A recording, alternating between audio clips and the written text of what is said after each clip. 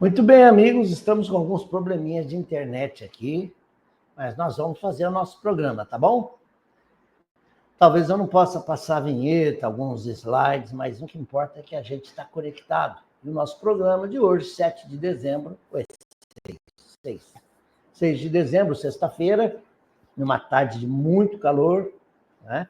Eu já peço desculpas pelo ventilador aqui, o ruído do ventilador de teto, mas não tem condição de fazer sem ventilador. Muito bem, hoje, portanto, vamos lá. Preparei um tema para vocês com muito carinho, mas antes de começar a falar do tema propriamente, eu quero agradecer os amigos que estiveram conosco aqui em Jaguariúna, na sede da Associação Vandir Dias, nesse último domingo, 1º de dezembro, e prestigiaram a nossa palestra sobre o Natal. Também agradeço os amigos de Capivari, que nos receberam generosamente, com muito calor, na cidade de Tarsila, na cidade de Cornélio Pires, essa cidade, ao mesmo tempo bucólica e ao mesmo tempo muito espírita, que nos recebeu com grande carinho, principalmente o seu dirigente lá, o Arnaldo Divo de Camargo, que é o diretor e editor da editora M. Muito obrigado a vocês, e aqui estamos, vamos seguir com o programa que é uma mensagem de fé, de paz, de esperança, e vamos começar hoje, só para vocês terem uma ideia, eu, influenciado aí pelo que estão rolando na mídia, esses vídeos aí mostrando crianças morrendo por bala perdida, policiais agindo com arbitrariedade, com força excessiva. A violência é um tema que, de vez em quando, a gente precisa bater em cima, né? Porque senão o homem vai se transformar num bárbaro. Isso não pode. Mas, então, vamos lá. Primeiro, nós vamos soltar a nossa vinheta, tá bom?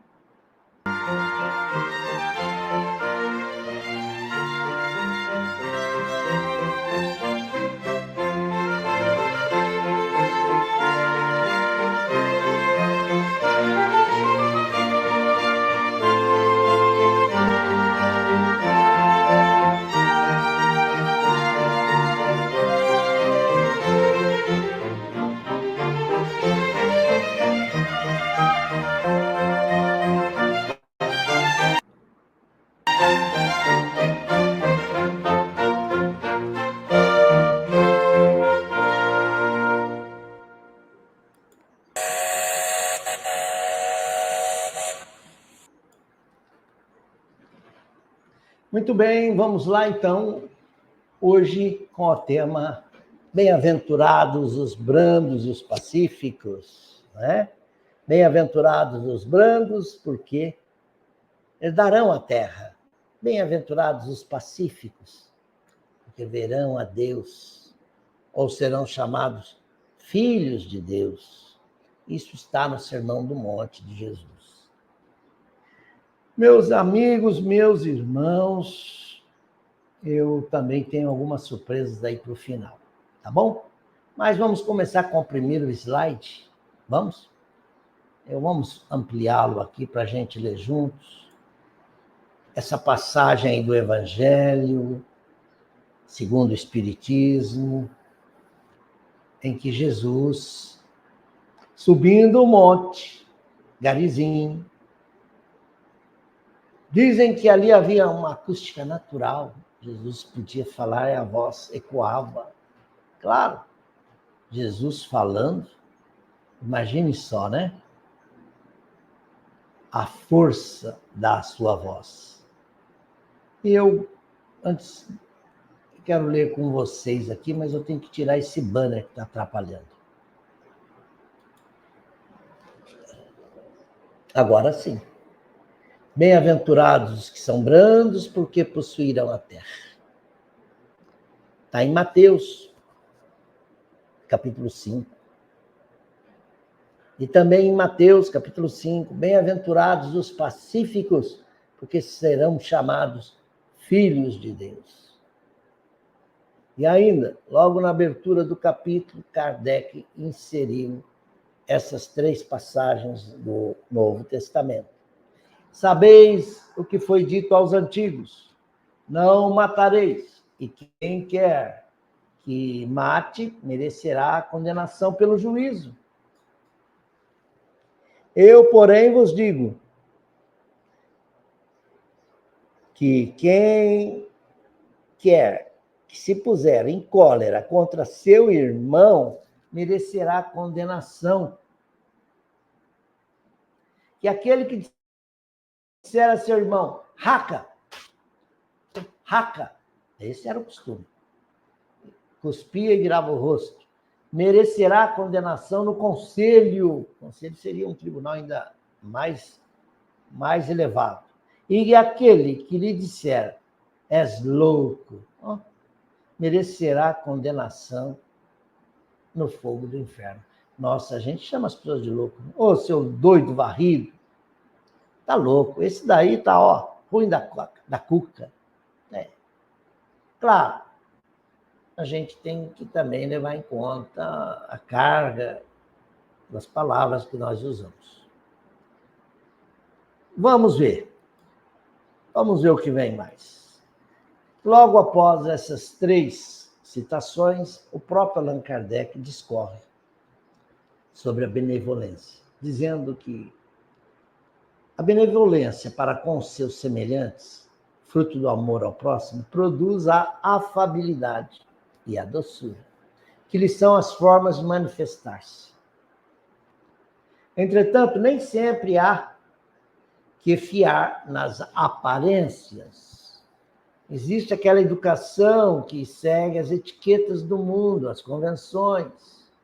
É um verniz social. E podem dar ao homem a imagem de um ser afável, brando, educado, gentil. Mas quantos há cuja fingida bonomia não passa de máscara para o exterior? Que não passa de uma roupagem cujo talhe primoroso dissimula a deformidade interior?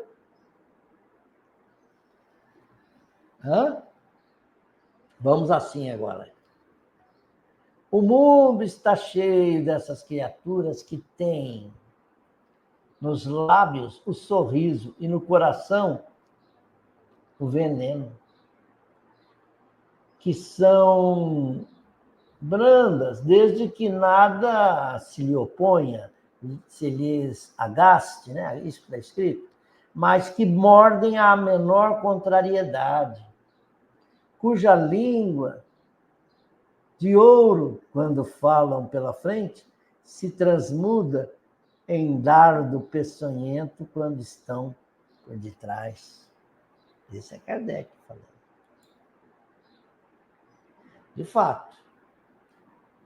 E agora nós vamos buscar lá na Instrução dos Espíritos, nesse mesmo capítulo 9, o que escreveu Hahnemann, o que escreveu um espírito protetor. Veremos quem é que está falando aqui. O orgulho vos induz a julgar-vos mais do que sois, e não suportardes uma comparação que vos possa rebaixar.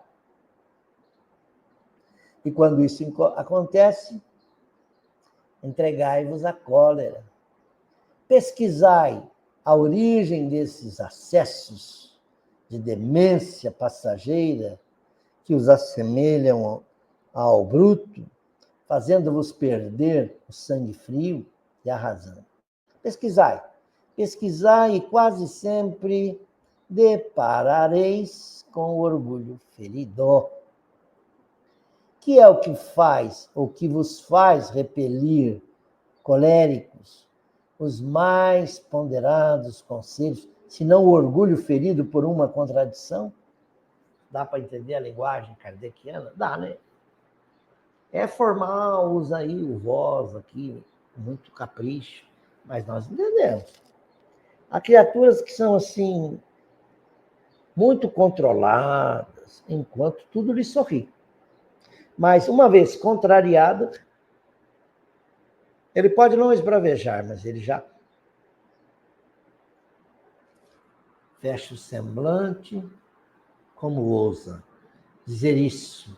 A mim, acaso você não sabe quem você é, não? Veja o que você é, o que eu sou em geral. São as condições sociais, financeiras, políticas. Meus irmãos, conservar a calma, a mansuetude, em todos os momentos, é sinal de elevação. Sinal de calma, de tranquilidade, sinal de sabedoria e de uma alma tranquila, humilde, que não se coloca nem acima e nem abaixo dos outros. Há pessoas que querem nos testar, muitas vezes querem nos testar, nos provocam, para ver até onde vai a nossa calma. Eu até me lembro de uma piada que eu conto às vezes alhures, às vezes dá certo, às vezes não. Do mineirinho, calmo, tranquilo, que as pessoas olhavam para ele e falavam, mas como pode ser tão calmo? Parece que tem sangue de barata. Você já viu ele erguer a voz com ninguém? Não. E esse mineirinho morava numa pensão. E os colegas de pensionato prepararam uma para ele, armaram uma cilada. Vamos provocar esse rapaz? Chamaram a cozinheira e combinaram. Na hora da sopa hoje, tá vendo aquele... o mineirinho? Sim. Na hora de servir, você pula. Cozinheira também gostando de brincar, tá bom. Vamos ver.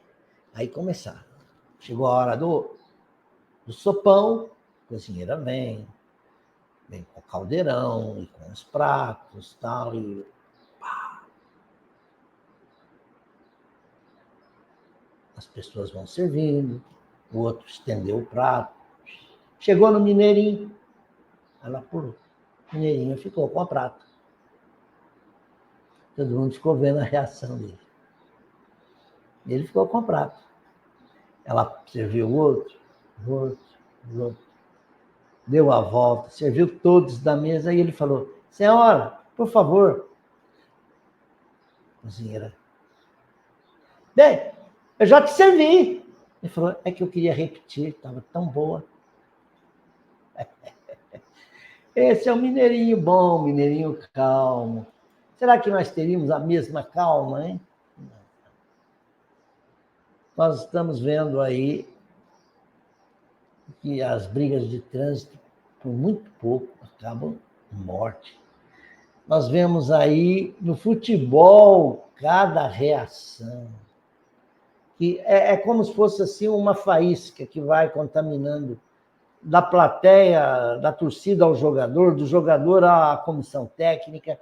Todos brigam, o massagista, o diretor. Sai todo mundo se pegando. E para controlar aquilo é difícil. E ainda mais, as torcidas que se organizam para brigar lá fora. As autoridades estão tentando conter isso. Agora, muitos jogos são com torcida única ou sem torcida, portões fechados. E eu gostei do que disse um técnico de futebol, o Abel Ferreira, técnico do Palmeiras. Meu time. Ele falou, ele sendo português, ele não está acostumado com isso, embora a violência esteja distribuída no mundo inteiro. Mas Portugal, pelo menos, não se vê coisas desse tipo, né? Os ingleses já fizeram coisa feia, ficaram proibidos de participar de jogos da Champions por causa disso, que foram pisoteados, muitos torcedores. Aconteceu recentemente aí num time, né? Na África, a torcida foi pisoteada naquele corre-corre e muitos foram morrendo pelo chão. Mas ele disse, essas coisas, portões fechados, medidas duras para proibir e evitar a violência, são um reflexo da vossa sociedade. Ele disse com sotaque. É um reflexo da vossa sociedade. A falência dos valores. Olha, imagine se ele começa a falar fundo do jeito que ele sabe falar bem, e é fato. Quando os valores do respeito, da brandura, da cordialidade são esquecidos, o que você vai fazer? Ei, alguém passa na tua frente, ei, você não, eu estou na frente. Sai briga. Então, dentro do bonde, dentro do ônibus, alguém cede o lugar para uma senhora, o outro senta na frente. Quem for mais decente, cede. Em tudo em favor da calmaria e da paz. Mas vamos ler o que traz esse slide?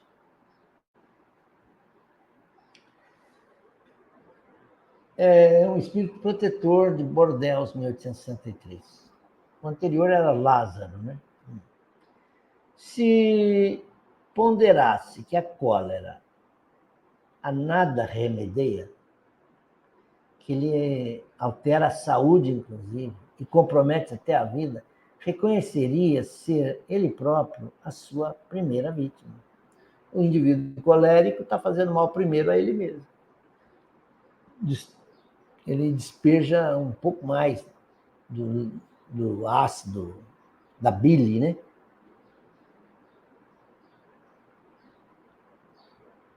Que é uma glândula junto ao fígado, né? Uma pessoa biliosa, ela descarrega sempre essa excreção na corrente sanguínea. E ele diz, mexeu com meus ânimos, ele mexeu com meu temperamento, mas será uma coisa do temperamento, uma coisa da alma, do espírito? Vamos ver. Se tem coração, não lhe será motivo de remorso fazer que sofram os entes a quem mais ama? E que pesar mortal se num acesso de fúria praticasse um ato que houvesse de deplorar toda a sua vida? Aqueles atos que você comete em fração de segundos e que vão custar para você a vida inteira. Arrependimentos que vão levar anos e anos à frente. Em suma, a cólera não exclui certas qualidades do coração, mas impede se faça muito bem e pode levar à prática de muito mal. Isso deve bastar para induzir o homem a esforçar-se pelo domínio, autocontrole. O espírito, ao demais, é concitado a isso por outro motivo, o de que a cólera é contrária à caridade e à humildade cristãs. Bom, vamos às nossas considerações. Já ouviu aquele sujeito que diz assim, ei, mexeu comigo, mexeu uma onça. Eu sou muito bom, enquanto não pise no meu calo. Mas é na hora que pisa no seu calo que você deve reagir de uma maneira civilizada. Pisou no seu pé? Diga, senhor, está sentindo alguma coisa fofinha debaixo do seu pé? Diz o Divaldo, né? O Divaldo contando que entrou no bonde e pisaram no sapato novo dele. Você pode tirar a sua pata de cima do meu pé? Divaldo Franco. Bom,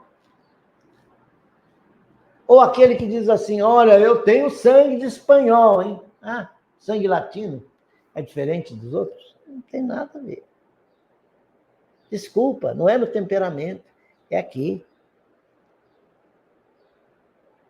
É na cabeça, é no pensamento, é na mente, é no espírito, é no que ele já acumulou de recursos para reagir numa situação de pressão. Está pressionado. Ore. Pense em Deus, Senhor do céu. Me dê força nessa hora. Muita calma nessa hora. É você, porque você é imoral. Você é um pseudo-moralista, Rubens. Já escutei isso. Talvez ela esteja certa. Comecei a pensar comigo. Talvez ela esteja certa, ele esteja certo. Falso moralista, doeu. Na minha vaidade de espírita, doeu muito. Falei, puxa, eu não merecia, mas não merecia. Merecia, tá bom, merecia. Escutei calmamente. Até hoje estou tentando mostrar para essa pessoa que eu tenho alguma condição de pregar no centro espírita, né? Porque no centro espírita você vai lá e pede para todo mundo ser bom, que as blandícias do reino nos encontrarão depois. Mas se você não der o exemplo... Então, essa história de que é meu sangue quente, não justifica. Porque assim você poderia sempre culpar o seu DNA, o seu sangue, o seu temperamento, a sua herança genética. Não. Todos nós que vamos caminhando na estrada da civilização, nós vamos educando os sentimentos, as reações. Alguém te ofende, palavras de baixo calão. Você pode responder com a educação. Ah, se você faz isso, você derruba os argumentos dele. Muito bem, meu amigo, você está me ofendendo. Talvez você esteja sendo justo, em parte. Talvez não. Olha, isso aí já... Opa, o que ele falou? Entendi. Você talvez esteja agindo como um energúmeno. Aí você está ofendendo. Mas o outro é bruto, não sabe nem o que é energúmeno. Fala, do que ele me chamou? Eu me lembro que eu jogava futebol e eu também era nervosinho. Quando alguém perdia uma bola boba, eu falava, o que você fez, energúmeno? Um dia o sujeito falou, você me chamou do quê? Não, agora você olha no dicionário, eu não sei o que é. Eu inventei uma palavra. Não. O evangelho, vocês viram, Jesus condenou ao conselho aquele que simplesmente chamou o outro de louco. E o que nós mais temos em volta de nós hoje, o que são? Loucos. A polícia, eu estava ouvindo hoje os comentários nos canais aí também alternativos sobre a violência em São Paulo. Mas tem violência no Rio, tem violência em todo lugar. Mas um caso de São Paulo chamou a atenção. A mim, principalmente, chamou muito. Eu vi uma criança morrer, bala perdida, me doeu. Mas esse, principalmente, que eu vi, os policiais chegam para fazer uma revista, levam um indivíduo assim, franzino, pequenininho, que estava numa moto, encosta ele na mureta da ponte, como se fosse dar uma revista nele, e o homem está assim de costa, policial, que era alto e forte, enfia os braços por debaixo e joga o sujeito para o outro lado da ponte, como se fosse um saco de batatas.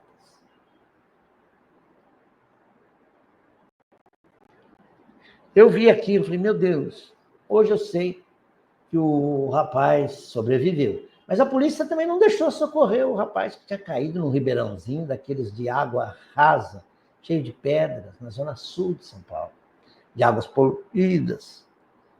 O pai se apresentou e disse, olha, o que eles fizeram não é certo. Meu filho está bem, graças a Deus, mas não é certo. Fato. Ainda que a polícia tenha motivos para atuar, está lidando com meliantes. Meliantes é uma palavra para dizer bandidos, né? Bandidos, elementos perigosos do crime. A polícia tem que ser firme, mas ela não pode se exceder. Por isso, as câmeras no peito. É caro, é um equipamento delicado, mas nos ajuda a entender o que se passou, pode, inclusive, proteger o próprio policial, que ele agiu em legítima defesa, que ele se defendeu que não tinha o que fazer, poderá esclarecer mais detalhes do crime, da ação policial. Então, hoje nós estamos vendo que é uma discussão que está muito acalorada, ainda mais porque a prepotência, a truculência da polícia recai sempre os humildes, os negros, os pardos, os pobres. Meu irmão Paulo desencarnado. De vez em quando ele me aparece em sonho. E também fora do sonho, viu? Já tive uma experiência. O Paulo José da Silva, meu irmão querido, ele chegava em casa, às vezes de farda, tirava o cap, ou se não era o cap, era aquele capacete que punha aqui. Ele foi da Guarda Civil, que era uma guarda que antecedeu a Polícia Militar de São Paulo, uniforme azul, muito bonito, com cap, que era uma polícia preventiva, né? Não era ostensiva. E ele gostava. Ele usava aquela farda de forma impecável, engraxava as botas, ou era sapatos, né? Aqui tinha um distintivo bonito. Ele nos levava ao cinema, falava, tem o lugar da garotada aí. Ixi, a gente ia assistir filme de graça. A Noviça Rebelde, por exemplo, em 67, nós vimos várias vezes, porque o Paulão garantia a nossa entrada. The hills are alive, oh, with the sound of hills, the sound they have sung for 1,000 years. Noviça Rebelde, com Julie Andrews, Christoph Plummer. Aquilo embalou aqueles anos meus de garoto, adolescente, 11 meses.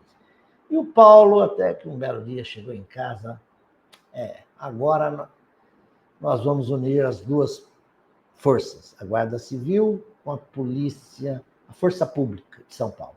E juntas formaremos a Polícia Militar. Vai ser bom para você? Não sei. Os seus rendimentos? Eu não sei, ele ficou aborrecido. E então, naqueles anos de 70 para frente, a coisa foi ficando feia para ele. Ele já não era aquele guarda distinto, classe distinta era o nome, que fazia o trabalho de prevenção no bairro dele. Não, agora ele tinha que usar um cacetete, ele tinha revólver na cintura, era força ostensiva, ele era escalado para fazer a proteção dos torcedores em estádio. Ele dizia, não, horrível, isso eu não quero, meu Deus. Esses torcedores, e dizia qual torcida era mais violenta. E começou a contar da sua rotina de policial. Que às vezes ele tinha que deter um indivíduo que parecia que estava assim,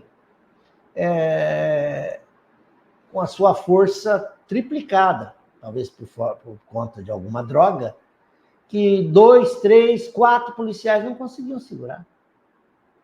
Tinha que atracar, tinha que segurar, o outro juntava os pés, e às vezes nesses atos é que você acaba silenciando, matando a vítima. Eu também fui policial, acredita? Vou contar rapidinho. Em 76 eu entrei na faculdade, consegui passar na USP. Fiquei tão feliz, fui fazer a matrícula lá na cidade universitária. Logo na entrada tem a Academia de Polícia Civil, na cidade universitária. Eu entrei, fui lá e falei, olha, seu curso só de dia. Só de dia? Ai, como é que eu faço? Eu tenho que me manter, eu tenho meu emprego. Como eu não tivesse orientação de ninguém, nem dos meus irmãos, também sabiam tanto quanto eu não tive aquela manha, né? Trancar a matrícula, esperar a disciplina o curso ser oferecido à noite. Cheguei no emprego, falei com o meu chefe, olha, eu preciso sair. Eu passei no vestibular e agora, parabéns! Fizeram uma festa e me deram a demissão, eu saí. Um emprego que era até bom. Aí, fiz concurso aonde? Na polícia, porque eu vi lá na academia. Concurso para operador de telecomunicações, para investigador, para delegado, para escrivão. O que é esse operador de telecomunicações? Eu quero fazer comunicações, telecomunicações pode ser uma boa. Cheguei lá, me inscrevi, prestei o concurso, dali 3 meses, vem o resultado, eu estou aprovado. Salário bom, achei bom. E o salário foi acumulando, 1 mês, 2 meses, mas quando foi feito o pagamento, veio uma bolada. Tem uma ideia, naquele ano nós compramos uma TV Philco em cores. Televisão em cores em casa. Tac, tac, tac. Pegava lá uns 4 canais, mas em cores. Eu até me lembro da novela que estava passando. Quando eu fui ferido, vi tudo mudar, das verdades que eu sabia.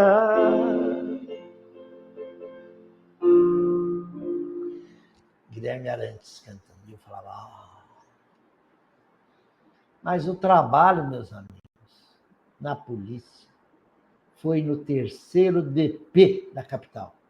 Você sabe o que é isso? Nos anos 77, 78? Era na boca do lixo, da Barra, porque eu morava no centro, você trabalha no 3º DP.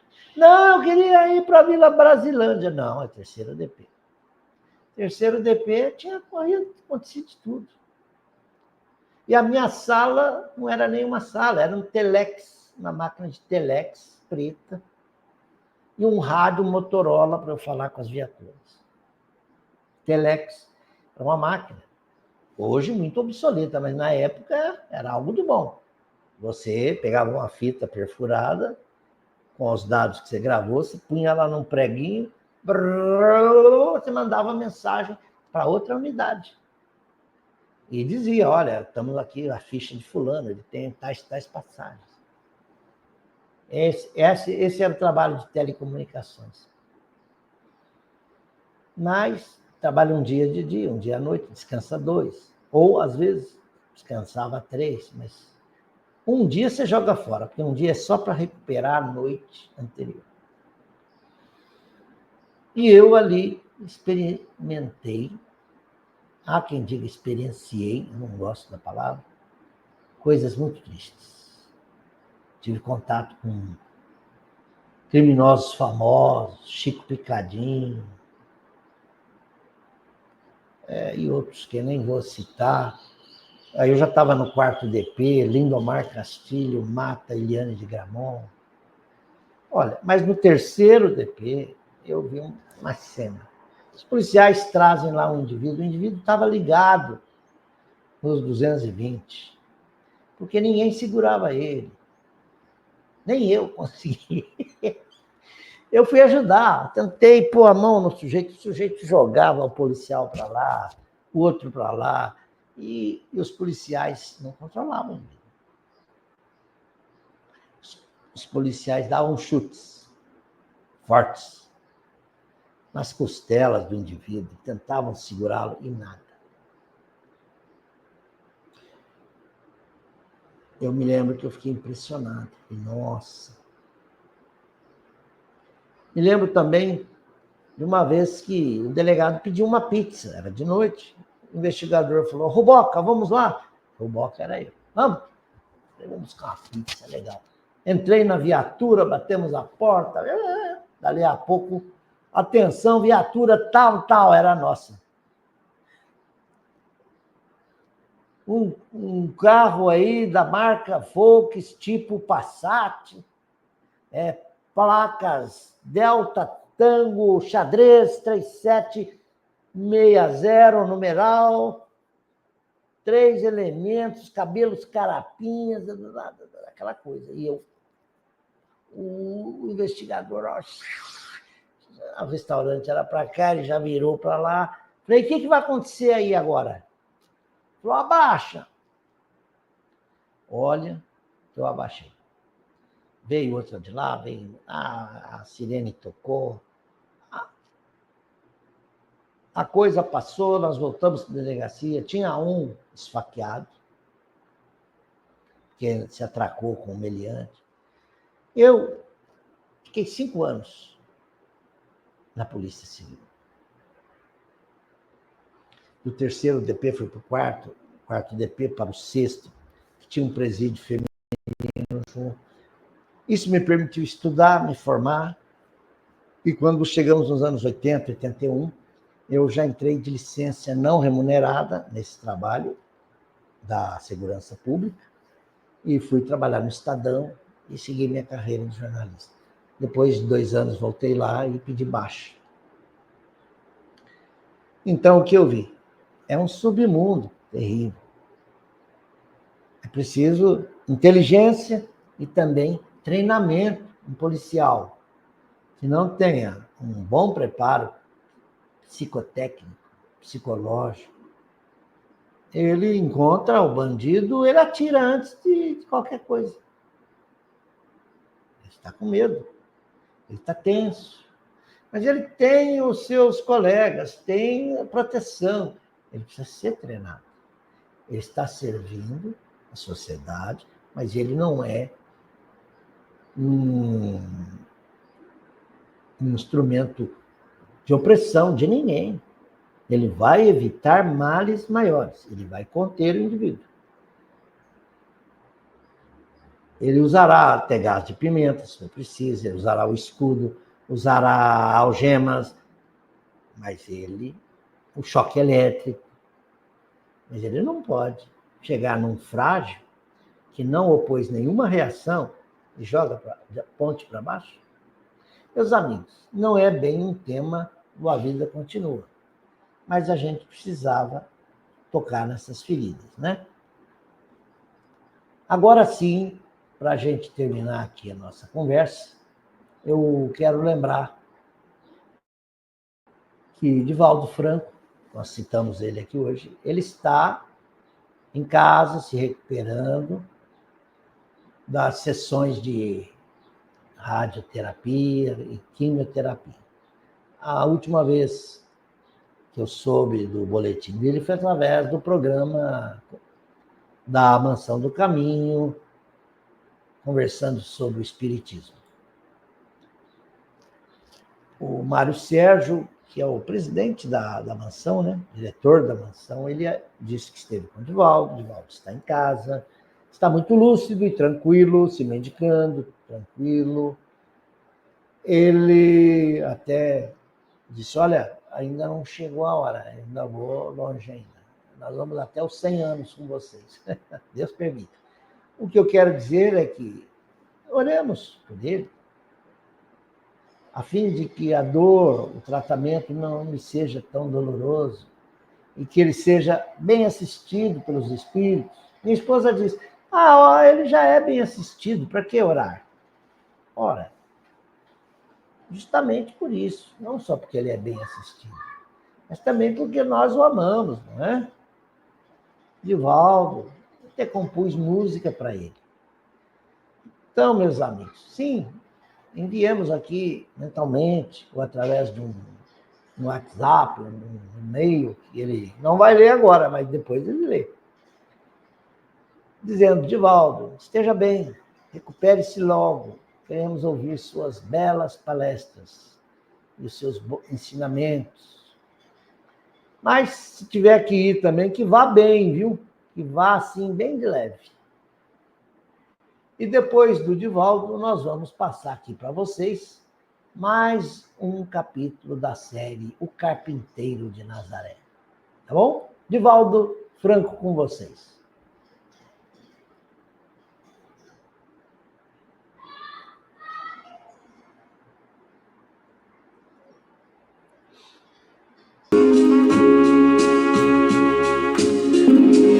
É Divaldo Franco, o semeador, porta-voz do mundo espiritual, restaurando o Evangelho do Senhor nas verdades do Espírito imortal. Desde o primeiro livro, que foi Messe de Amor, Joana esteve consigo, qual um anjo protetor. protetor. Páginas ricas e belas, quantas ele recebeu. É o semeador de estrelas, isso ele descreveu. É Divaldo Franco, o semeador, no dizer de Chico, o trator de Deus, difundindo as luzes do Consolador. 4 continentes ele percorreu. Veja a mansão do caminho, erguida em Salvador. Divaldo não esteve sozinho, Nilson também ajudou. Nesse bendito abrigo, quantos ele amparou.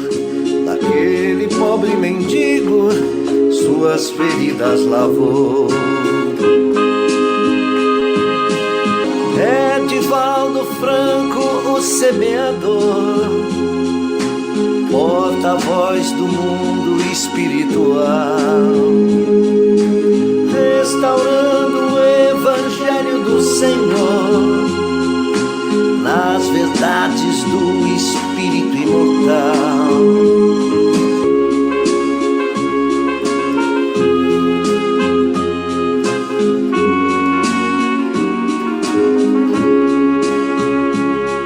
Depois daquela palestra feita em Aracaju, outras centenas no mundo, no Brasil de norte a sul.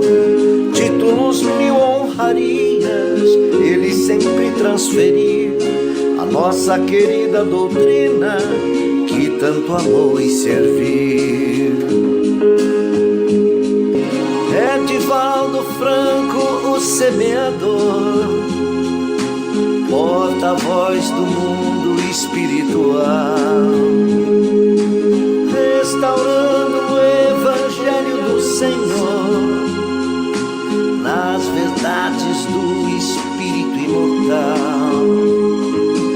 É Divaldo também grande benfeitor, resgatando as sombras, almas para a luz, enxugando tristes lágrimas de dor. É o mensageiro e servo de Jesus.